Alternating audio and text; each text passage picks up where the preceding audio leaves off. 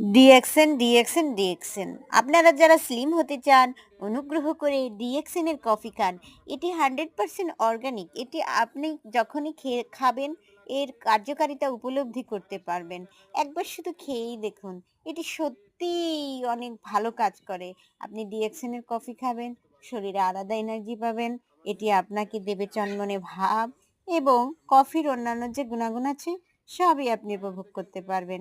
এটি organic, natural এবং স্বাস্থ্যসম্মত।